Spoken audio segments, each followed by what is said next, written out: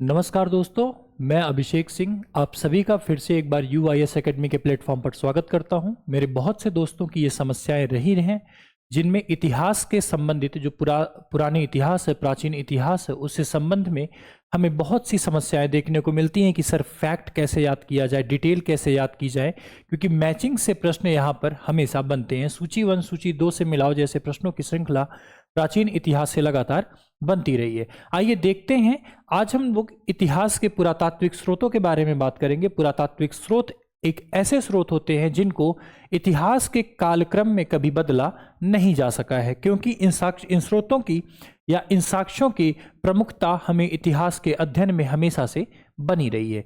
इसी क्रम में आज हम लोग कई अभिलेखों को, कई सिक्कों को, कई चीज़ों को जानने का भरसक प्रयास करेंगे।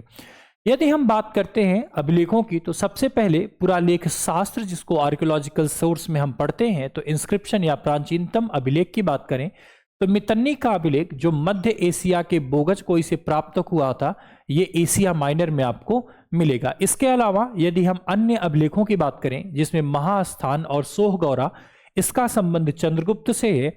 बड़े शिलालेख जिसका संबंध अशोक के समय से हमें दिखाई पड़ता है, इसमें हमें यह भी समझ में आता है कि अशोक के समय में जो शिलालेख के संबंध में कलाकृतियों का विकास हुआ या शिलालेख का निर्माण हुआ, ये शिलालेख प्रमुखता कुछ इतिहासकार कहते हैं कि इसका प्रभाव ईरान से हमें दिखाई पड़ता है। अशोक के शिलालेखों में अशोक के राज्य, अशोक की राजनीतिक, अशोक की आर्थिक, सामाजिक एवं सांस्कृतिक विशेषताओं की हमें संपूर्ण जानकारी मिलती है।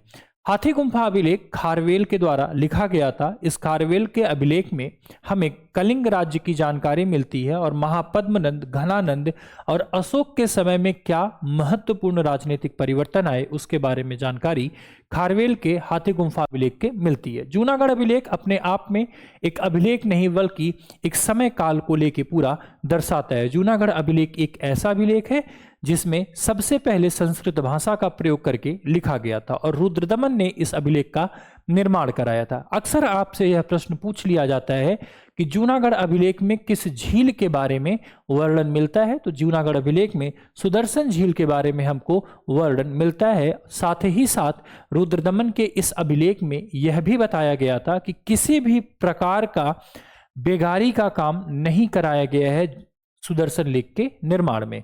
बेसनगर हेलियोडोरस के द्वारा बनवाया गया था और इस अभिलेख से हमें यह जानकारी मिलती है कि हेलियोडोरस भागवत संप्रदाय को अपने अंतर्निहित करता है या भागवत संप्रदाय में शामिल हो जाता है और उसने बेसनगर अभिलेख का निर्माण कराया था। यदि हम अन्य अभिलेखों की बात करें तो प्रयाग स्तंभ अभिलेख, जो कि प्राचीन इतिहास में अपनी बहुत महत्ता को दर्शाता है, उसको समुद्रगुप्त के द्वारा, भीतरी तथा जूनागढ़ यहाँ पे आपको स्कंदगुप्त के द्वारा, मंदसौर अभिलेख यशोवर्मन के द्वारा, एहोल अभिलेख पुलकेशिन द्वितीय के द्वारा एवं एरड़ अभिलेख भानुगुप्त के द्वारा बनवाया गया था या लिखवाया गया था। इस अभिलेख में, एरड़ अभिलेख में सर्वप्रथम हमें सती प्रथा का साक्ष्य दिखाई पड़ता है। इसी क्रम में यदि हम आगे देखते हैं तो पुरातात्विक स्रोतों के आधार पर हमें अन्य विषयों की जो जानकारी मिलती है उनमें प्राचीनतम सिक्के दिखाई पड़ते हैं। सबसे यदि प्राचीनतम सिक्कों की बात की जाए तो पंचमार्क सिक्के या इन्हें आहत सिक्के भी कहा जाता था। इन पर उत्कीर्ण की गई विभिन्न कलाकृतियां उस समय के आर्थिक राजनैतिक स्थितियों को भी इंगित करती थी। सबसे पहले स्वर्ण के सबसे पहले सिक्के चलाए गए थे इंडो ग्रीक्स के द्वारा। चांदी के सबसे पहले सिक्के चलाए गए चंद्रगुप्त द्वितीय के द्वारा। अब मुद्दा उठता है कि किसने सबसे अधिक किस क्षेत्र के सिक्के जारी किए थे, तो सर्वाधिक स्वर्ण सिक्के कुषाणों के द्वारा जारी किए गए थे। बीणा बजाता हुआ सिक्का समुद्रगुप्त के द्वारा जारी किया गया था, जो इस बात को प्रदर्शित करता है कि समुद्रगुप्त वीणा के या संगीत में भी एक महारत हासिल करके रखते थे। इसके अलावा रोमन सिक्के अरिकमेडू के द्वारा हमें मिलते हैं या इसके बारे में हमें जानकारी मिलती है। स्ट्रैबो सेकंड के द्वारा पुटीन या शीशे के सिक्कों को भी चलाया गया था, जो इसमें मेंशन नहीं किया गया है, आप इसे नोट कर सकते हैं। यदि मैं बात करूं स्मारक, स्तूप, गुफा एवं मंदिरों की, तो स्तूप बौद्ध विहार एवं स्तूपों के बारे में जानकारी मिलती है। अगर आपसे बात किया जाए चैत्य और विहार, तो चैत्य बुद्ध धर्म का वह स्थल था जहां पर पूजा किया जाता था, जबकि विहार वह स्थल था जहां पर लोग बौद्ध भिक्षु अपना निवास रहते थे, वर्षात के समय में यहाँ रहते थे। सांची का स्तूप और भरहुत का स्तूप, इन दोनों का निर्माण अशोक के द्वारा कराया गया था। इस समय काल में बराबर एवं नागार्जुनी गुफाएं, जिनमें अशोक तथा दशरथ क्रमशः इसका निर्माण कराते हैं, जिससे हमें पता चलता है कि इन दोनों शासकों के समय काल में हमने क्या देखा कि बौद्ध धर्म के विकास पर इन्होंने राजकीय धन को खर्च किया। मंदिर की यदि बात करें, भाजा का बौद्ध गुफा मंदिर ये पुणे में है।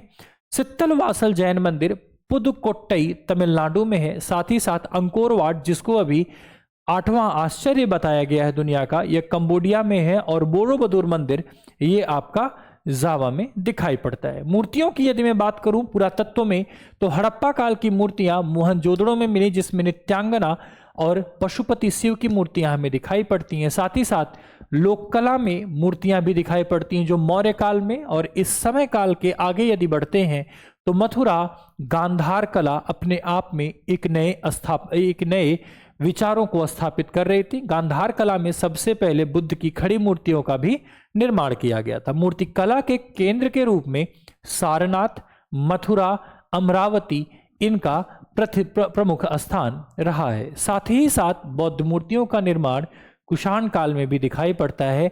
गुप्त काल में देवी देवताओं की मूर्तियों का भी निर्माण हमें देखने को मिलता है। आप सभी को पता होगा कानपुर में स्थित मंदिर जो है वो गुप्त काल के समय बनवाया गया था। इसके अलावा गाजीपुर में भी इसका प्रमुख हमें एविडेंस दिखाई पड़ता है।